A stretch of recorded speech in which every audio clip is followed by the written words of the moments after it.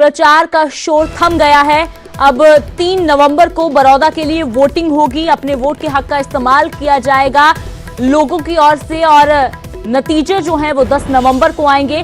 और अब जो चुनाव के लिए प्रचार का शोरगुल थम गया है, अब सिर्फ डोर टू डोर प्रचार होगा। तो बड़ौदा उपचुनाव को लेकर सभी पार्टियों ने इन दिनों में अपनी ताकत झोंकी। यहां तक कि मुख्यमंत्री और डिप्टी मुख्यमंत्री की ओर से भी बीजेपी के प्रत्याशी के लिए वोट मांगे गए। और इसके अलावा बात की जाए कांग्रेस की, तो भूपेंद्र सिंह हुड्डा, दीपेंद्र सिंह हुड्डा की ओर से पूरी ताकत लगाई गई। और इसी तरह से इनेलो की ओर से भी अपनी जीत का दावा किया गया। लेकिन जीत का परचम कौन लहराता है, ये 10 नवंबर को पता चलेगा जब नतीजे जो हैं वो आ जाएंगे।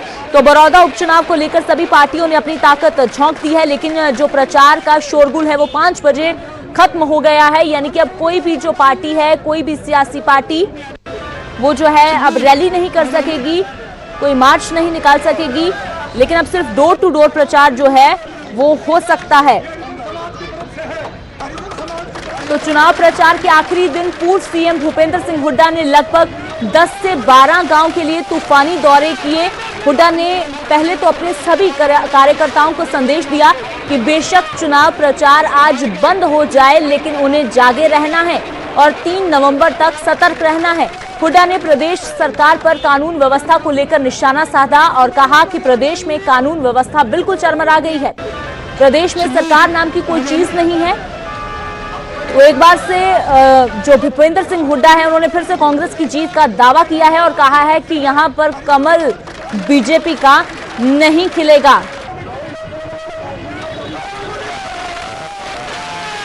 आज हरियाणा दिवस पे हरियाणा बना था आज 23 नवंबर को, इंदिरा जी ने बनाया था। उस टाइम कहते थे कि हरियाणा तो कमजोर है, अपने पैरों पर खड़ा होगा। लेकिन आप लोगों की मेहनत से आज हरियाणा बहुत उच्च स्थान पे है। मेरी शुभकामनाएं है, सब आपस में भाईचारा बनाएं, प्रेम रखें। और भाई अब आज चुनाव का आखिरी दिन है, बात सारी कह गए थे आपका, आखिरी दिन है। 5 बजे चुनाव प्रचार बंद हो जाएगा। असली चुनाव 5 बजे के बाद शुरू होगा। प्रचार बंद होगा, चुनाव थाना शुरू होगा। सबने जागू रहना है, लागू रहना है। और कोई अनैतिक बात करे तो मेरे को खबर करनी है। और आपस में भाईचारे से तगड़े होकर देख लो। आज 5 बजे से लेकर 3 तारीख को 5 बजे तक पूरा जागू लागू रहना आपको।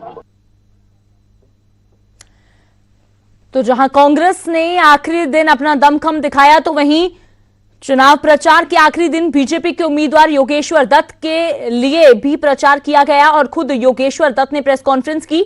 योगेश्वर ने कहा कि उन्होंने अपने चुनावी कैंपेन के दौरान बहुत कुछ सीखा है और जो सपने वो बचपन से ओलंपिक मेडल जीतने के लिए देखा करते थे, आज वही सपना वो बड़ौदा के विकास के लिए देख रहे हैं।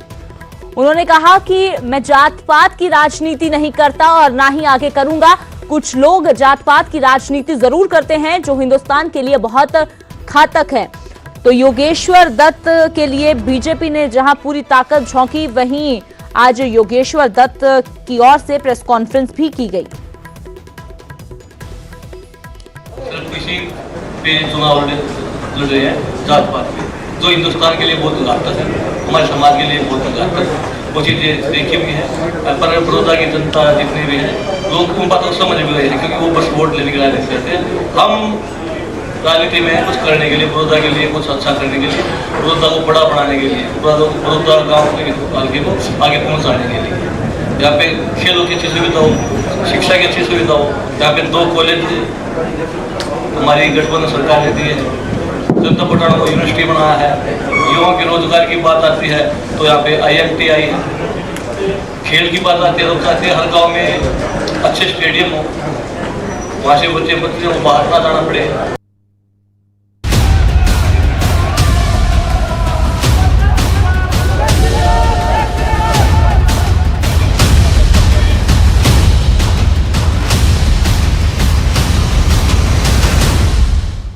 और अब बात करते हैं बल्लभगढ़ के निकिता हत्याकांड की, जिसको लेकर बल्लभगढ़ से लेकर दिल्ली, यूपी तक माहौल गर्मा चुका है।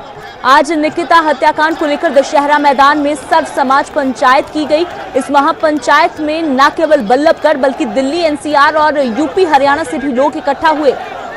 बड़े बड़े पोस्टर महापंचायत में निकिता को इंसाफ देने के लिए लगाए गए। महापंचायत में निकिता के हत्यारों को फास्ट ट्रैक कोर्ट से जल्द फांसी देने की मांग की गई और साथ ही महापंचायत ने कहा कि बल्लभगढ़ में बढ़ते लव जिहाद के मामलों को रोका जाए, कानून व्यवस्था मजबूत करने की मांग की गई है। और इसी दौरान बवाल भी हुआ। महापंचायत में भारी तादाद में पुलिस फोर्स जो दशहरा मैदान में लगाई गई ताकि कानून व्यवस्था बनी रहे, लेकिन महापंचायत में जो निकिता के हत्यारों को फांसी के बैनर लगाए गए, पुलिस भी तैनात की गई, लेकिन माहौल खराब हुआ। पुलिस ने लाठीचार्ज किया, प्रदर्शनकारियों की ओर से भी पत्थरबाजी की गई और उसके बाद नेशनल हाईवे को जाम कर दिया गया। 4 तस्वीरें आप देख रहे हैं। दिल्ली आगरा हाईवे पर प्रदर्शनकारियों ने जाम किया, प्रदर्शनकारियों ने पथराव भी किया और पुलिस की ओर से जवाबी कार्रवाई में लाठीचार्ज किया गया। तो ये महापंचायत के बाद हंगामा देखने को मिला।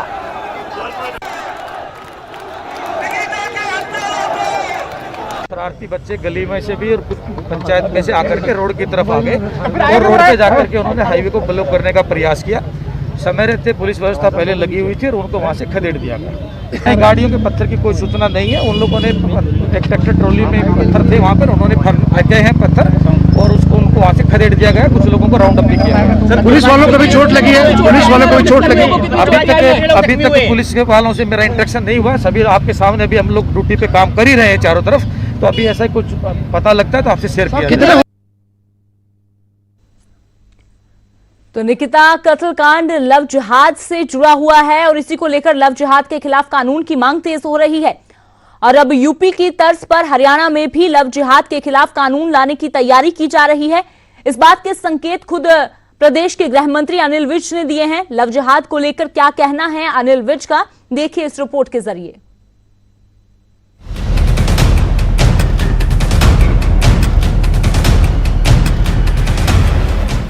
हरियाणा में अब नया कानून लागू होगा। प्रदेश सरकार ने यह फैसला लिया है कि अब प्रदेश में लव जिहाद का नया कानून लाया जाएगा।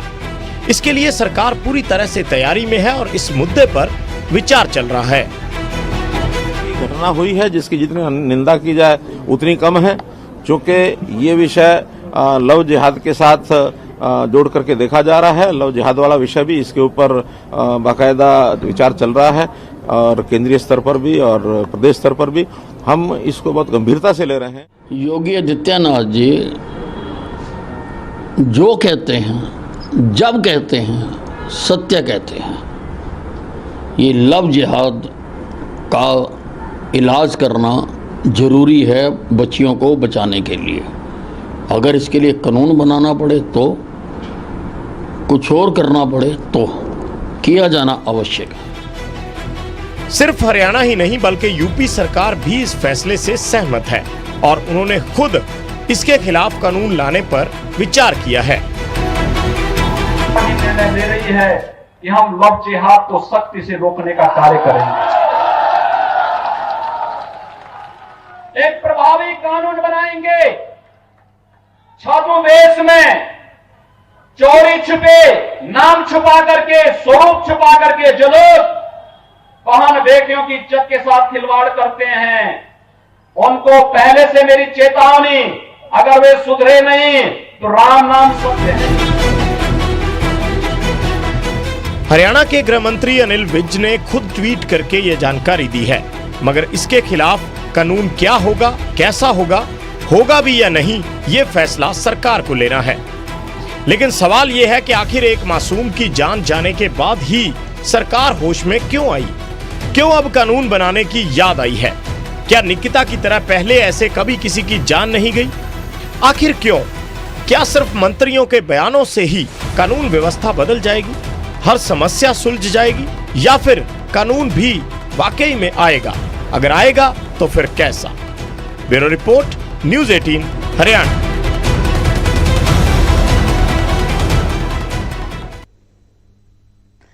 तो निकिता के कत्ल के बाद अब जब लव जिहाद के खिलाफ कानून बनाने की बात की जा रही है, लेकिन लड़कियों की सुरक्षा को लेकर सरकार और कानून व्यवस्था दोनों सवालों के घेरे में है।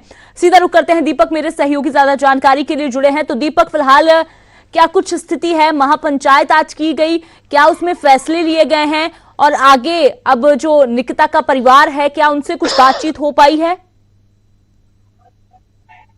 देखिए, बिल्कुल आज महापंचायत का आयोजन किया गया था निकिता मामले में और वहां पर जमकर हंगामा हो गया। युवा पहुंचे थे महापंचायत में। युवाओं ने नेशनल हाईवे नंबर 19 को जाम कर दिया। पूरी तरह से दिल्ली से आगरा जाने वाला ये रास्ता है, इसको पूरी तरीके से जाम कर दिया गया और उसके बाद लाठीचार्ज हुआ। पुलिस ने लाठीचार्ज किया, तब कहीं जाकर इस पूरे मामले को, जो हाईवे है उसको खाली कराया जा सका। 30 लोगों को पुलिस ने अब तक इस मामले में गिरफ्तार किया है और पुलिस का दावा ये कि इसमें 11 लोग ऐसे हैं जो प्रदेश से बाहर से आए थे, मतलब बाहर से आए थे, फरीदाबाद से रिलेटेड नहीं थे, गुड़गांव, नोएडा और बाकी जगहों से आ रहे थे। तो पुलिस साफ तौर पर कह रही है कि कुछ लोग जानबूझकर इस माहौल को बिगाड़ने की कोशिश कर रहे थे। मैं इस समय दिखाता हूं, इस समय मैं निकिता के घर के बाहर खड़ा हूं और निकिता के घर के बाहर पूरी तरह से लोगों के आने जाने का जो सिलसिला है वो अभी तक जारी है। बाहर एक पोस्टर लगा दिया गया है, लाड़ो हम शर्मिंदा हैं, तेरे कातिल जिंदा हैं, हरियाणा सरकार होश में आओ, हत्यारों को फांसी दो। इस तरह की बात जो है वो पूरी तरह से परिवार के लोग कर रहे हैं। जहां जो लोग पहुंच रहे हैं वो लगातार इस तरह की बात कर रहे हैं और यही वजह पूरी तरह से देखने को मिल रही है कि ये गुस्सा जो है लोगों में इसी बात को लेकर है कि जिस तरह से एक साथ एक लड़की की हत्या कर दी गई, उस हत्या के बाद इसको अंजाम तक पहुंचाया जाए, जल्दी से जल्दी फांसी की सजा इसको दिलाई जाए, इसके लिए पूरी कोशिश की जा रही है और इसीलिए आज महापंचायत हुई थी।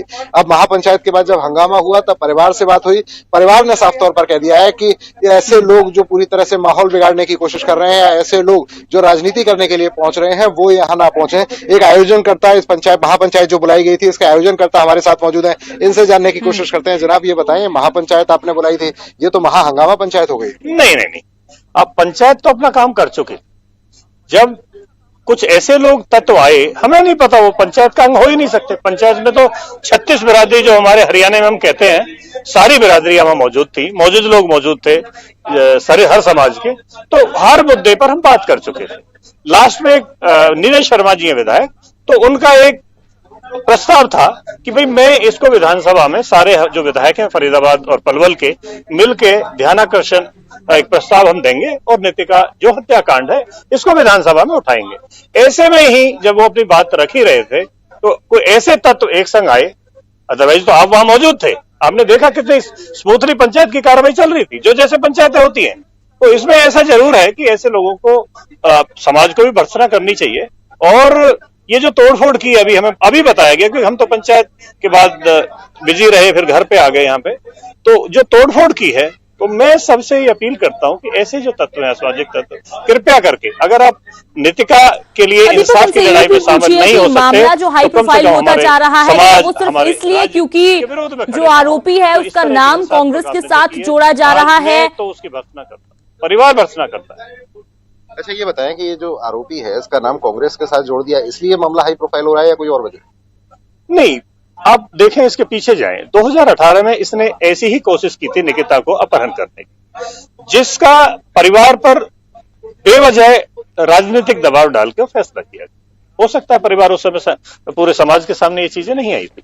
अब दोबारा जब उसने ये किया और हत्या कर दी, निर्मम हत्या कर दी बेटी की, तब सारा समाज अब इकट्ठा हुआ। और आपने देखा होगा कि जितने भी चाहे धरने प्रदर्शन चल रहे हैं, कैंडल मार्च चल रहे हैं, बड़े शांतिपूर्ण है, किसी ने एक ईंट नहीं फेंकी। लेकिन आज जो हुआ वो मैं उसको ये सोच रहा हूं कि किसी प्लानिंग के तहत किया गया है। लेकिन मैं उनको ये चेतावनी भी देता हूं कि कितने भी आप प्रयास कर लें, नितिका को न्याय मिलके रहेगा। हम आखिरी सांस तक 36 कौम, 36 बिरादरी मिलकर लड़ते रहेंगे, पूरा देश लड़ता एक निकिता की नहीं है, प्रदेश में, पूरे देश में बहुत सी निकिता हैं। इन दिनों के दौरान ही अगर मामलों की बात की जाए तो कहीं एसिड अटैक हो रहा है, कहीं गुरुग्राम के अस्पताल में जो है दुष्कर्म का मामला सामने आ रहा है। तो क्या सिर्फ एक निकिता हत्याकांड को ये 4 दिन उठाने के बाद कहीं ये मामला बाद में फिर से ठंडा तो नहीं हो जाएगा? लड़कियों की सुरक्षा के लिए आखिरकार क्या किया जा रहा है? स्टूडियो से सवाल यह है कि लड़कियों की सुरक्षा, प्रदेश में बहुत सारी निकिता हैं जिनकी हत्या कर दी जाती है, जिनके साथ बलात्कार किए जाते हैं, जिन्हें गुड़गांव के हॉस्पिटल का मामला ताजा सामने आया। उनकी सुरक्षा के लिए क्या करना चाहिए? कहीं ऐसा तो नहीं कि एक निकिता तक ये मामला सिमट के रह जाएगा और बाकी बच्चियों के लिए क्या करना चाहिए? निसंदेह सुरक्षा में तो चूक है। दुर्गा वाहिनी नाम से एक सिक्योरिटी फोर्स हरियाणा में शुरू की गई थी। पहले वो गाड़ियां जरूर दिखती थी, स्कूलों के सामने, महिला कॉलेजों के सामने, महाविद्यालयों के सामने दिखती थी, लेकिन अब वो नजर। तो ये सुरक्षा की बड़ी चूक है, जिसमें सरकार को तुरंत कार्रवाई करनी चाहिए कि महिलाएं जो कॉलेज हैं, महिलाएं जो विद्यालय हैं, उनके सामने हमेशा फोर्स तैनात रहे। दूसरा पक्ष आपको मैं बताता हूं, ये एक ऐसा प्लान्ड आतंक है जिसको हम लव जिहाद के नाम से जानते। अगर हम देखें तो 28 मामले केवल बल्लभगढ़ में दर्ज है। अब फरीदाबाद को देखेंगे तो सैकड़ों होंगे। तो आखिर ये आतंक का जो पर्याय लव जिहाद बन रहा है, ये सरकार की नैतिक जिम्मेदारी है। सरकार की नैतिक जिम्मेदारी है। लड़की के पिता, निकिता के पिता भी हमारे साथ मौजूद है, उनसे जानने की कोशिश करते हैं कि वो अब आज का जो हंगामा हुआ उसके बारे में वो क्या कहते हैं और क्या लोगों से वो अपील करना चाहेंगे सरकार के फैसलों से। तो बिल्कुल दीपक, जाहिर सी बात है कि गुस्सा बहुत है, लेकिन निस्संदेह चूक तो जरूर हो रही है। शुक्रिया फिलहाल इस तमाम जानकारी के लिए और ये तस्वीरें दर्शकों के साथ साझा करने के लिए। तो निकिता को इंसाफ दिलाने के लिए अब उसके परिवार की ओर से तो जो मांग की ही जा रही थी, लेकिन अब पूरे प्रदेश में से लोग निकिता के घर के बाहर इकट्ठा होना शुरू हो गए हैं। फिलहाल एक छोटे से ब्रेक के लिए रुकते हैं।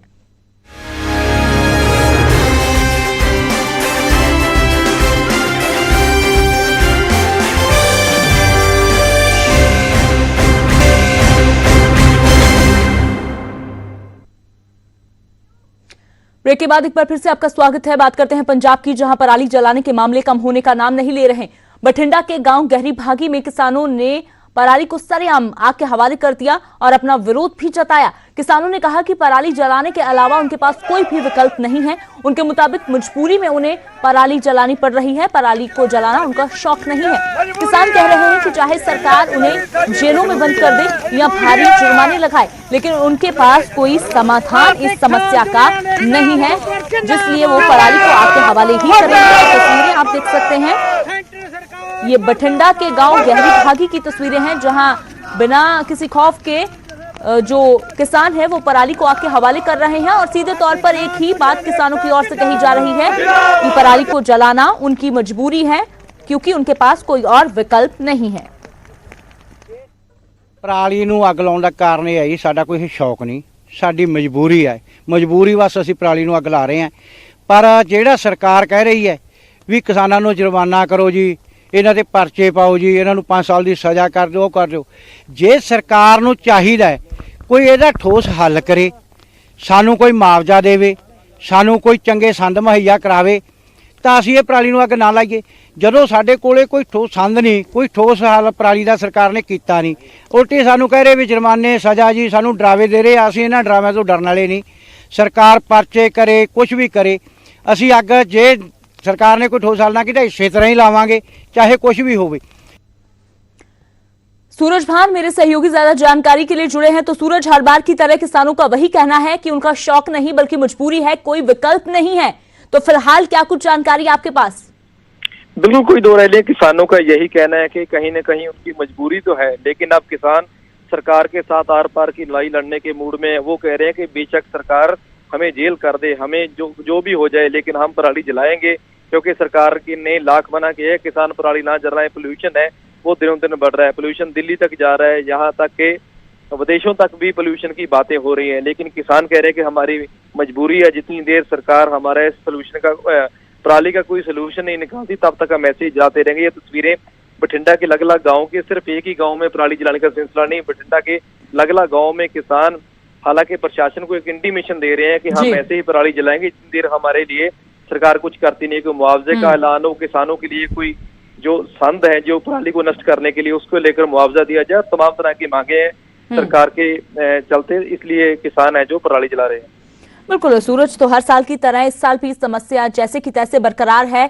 सरकार की ओर से भी वही दावे किए जा रहे हैं और किसानों की ओर से जो पराली जलाने का सिलसिला वो भी बादस्तूर जारी है। शुक्रिया बहरहाल सूरज इस तमाम जानकारी के लिए। तो किसानों की ओर से साफ कहा जा रहा है कि जब तक उनको कोई विकल्प नहीं दिया जाता, उनको जो मुआवजा नहीं दिया जाता, वो इसी तरह से पराली को आग के हवाले करते रहेंगे।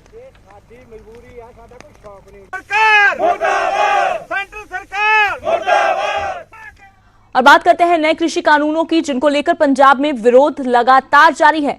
इसी के चलते कई जगह आंदोलनकारी रेलवे ट्रैक पर भी डेरा जमाए बैठे हैं। इसी के चलते रेलवे ने भी पंजाब जाने वाली मालगाड़ियों पर रोक लगा दी है। इस मुद्दे को लेकर पंजाब और केंद्र सरकार में खींचातानी भी शुरू हो गई है, क्योंकि पंजाब में गेहूं की बिजाई का सीजन शुरू होने वाला है, जिसके मद्देनजर किसानों को खाद की जरूरत पड़ेगी। बहरहाल अब इस समस्या का निजी कंपनियों की ओर से समाधान तलाशा जा रहा है। पंजाब के निकटतम दूसरे राज्य के जिलों में खाद की मालगाड़ियां मंगवाई जा रही हैं और वहां से इस खाद को ट्रकों में लोड करवाकर सड़कों के माध्यम से पंजाब में सप्लाई के लिए भेजा जा रहा है। यमुनानगर में एक इसी तरह की मालगाड़ी पहुंची जिससे सामान निकाल पंजाब में सप्लाई किया जा रहा है, लेकिन बड़ा सवाल यही है कि आखिरकार कब तक यह सिलसिला ऐसे ही चलता रहेगा, कब जो है वो मालगाड़ियां सीधा पंजाब में दाखिल होंगी।